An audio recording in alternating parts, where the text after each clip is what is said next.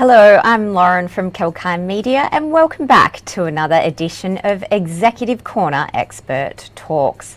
Our speaker for today is Mr. Tom Pickett, Executive Chairman from Cannindah Resources.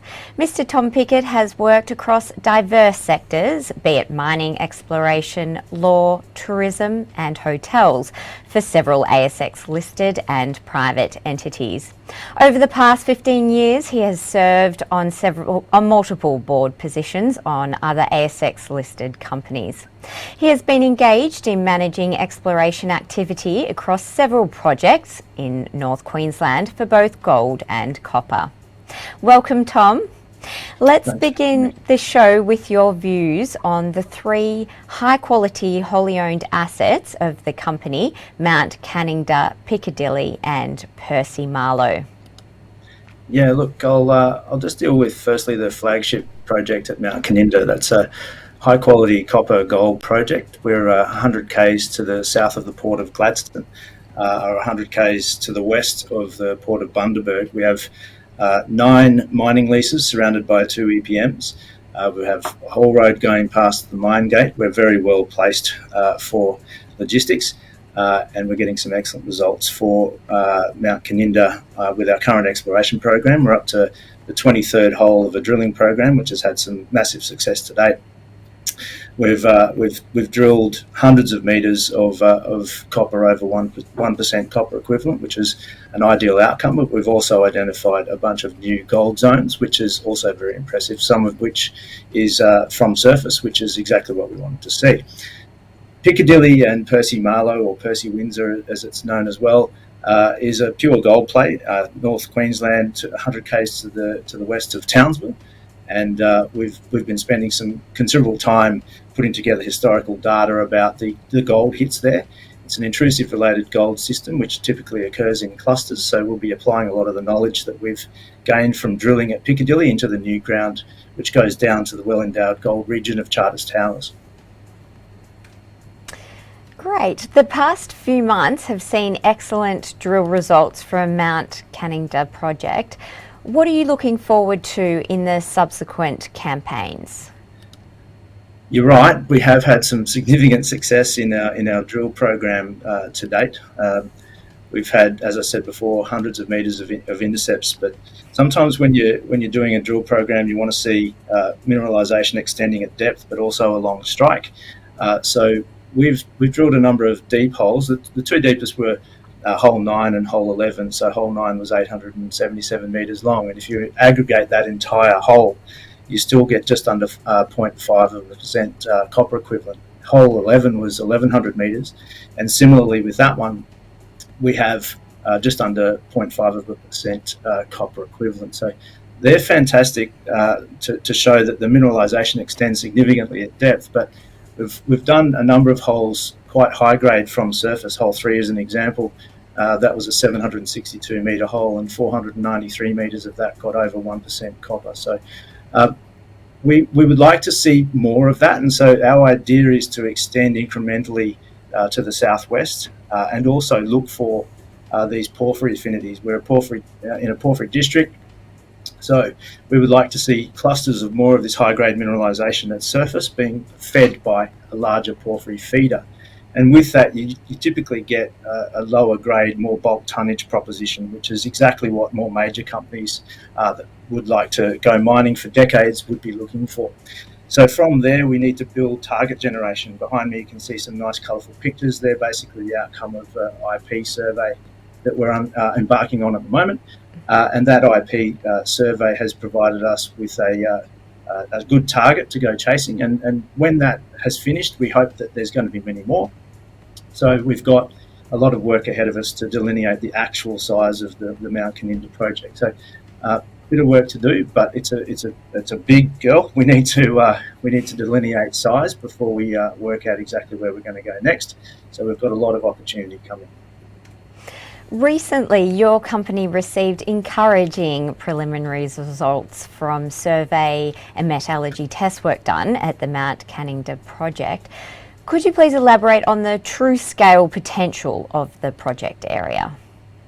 Yeah, with any project, you want to be sure that material or commodity you're exploring for, you're able to liberate easily through a processing plant. And any investor sort of worth their salt will then ask the question, what's your metallurgy like, and how's all that going? Now, we have had the benefit of some historical work on that. The fact that this was mined by old timers previously does tend to suggest that you can liberate the copper and the gold from the material that we're looking at.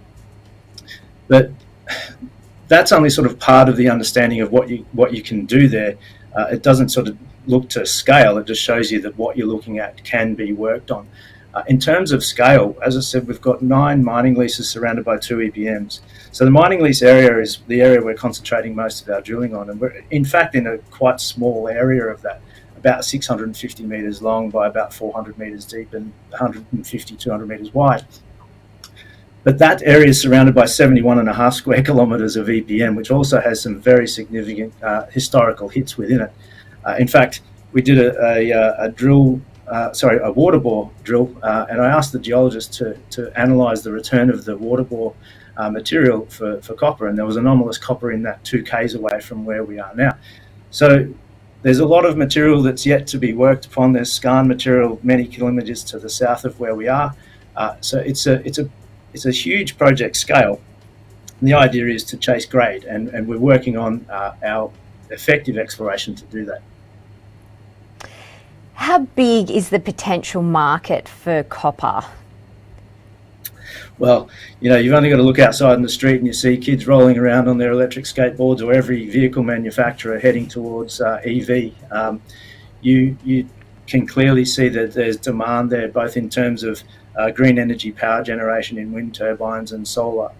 If you're smart, you put the turbines where the wind is and the solar where the sun is, and that all requires high density copper wire to get that energy to the grid. So the demand for copper is far outstripping the potential supply at the moment. The huge projects that have been online for a number of years now are all declining in production, and there's not a lot of new projects coming on stream to support that demand. So the market for copper, I think, is in a sense in trouble. There's not enough of it being produced at the moment to satisfy the demand. Certainly, there's a Wood Mackenzie came out with a paper some time ago that said something in the order of $23 billion a year for the next decade needs to be invested into copper projects if they're going to get anywhere close to the targets under the Paris Agreement.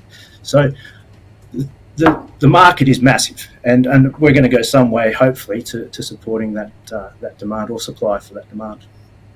You did briefly just touch on that, but would you like to contribute anything else to what your take is on the future of the global battery metals market? Yeah, well, to my mind, right, the technology is going to potentially change, but it doesn't matter how it changes. If you're creating batteries with the use of lithium and cobalt and other things, you're still going to need to transport that electricity. And the only viable alternative at the moment is copper. So the demand for battery metals, the demand for green energy technology, the demand for green energy solutions in terms of power generation is unprecedented. And at the moment, it's likely to increase. And it doesn't matter whether you turn to nuclear or other things, you're still going to have to transmit that or transport that power. And the only alternative at the moment is copper. And what is your next course of action? Our next course of action is more drilling to the southwest. We've got 19 holes released to the ASX. We have 23 holes completed. We're embarking, as I said, on an induced polarisation geophysical campaign at the moment, which is just a survey that's likely to complete in the next 3 weeks. And we'll be reassessing that for new targets. So we'll have a target generation team go and drill those new targets, and also the continuation of our current incremental drilling. So the future for us looks very bright. We're just going to establish more scale, and with that will come more opportunity for shareholders. Tom, thank you so much for your time. My pleasure. Thanks for having me. That was Tom Pickett, Executive Chairman from Cannindah Resources. And if you missed any part of that chat, you can catch the full interview on our YouTube channel, Kalkine Media. So make sure to subscribe. I'm Lauren Hayes, reminding you to stay apprised and invest wise with Kalkine.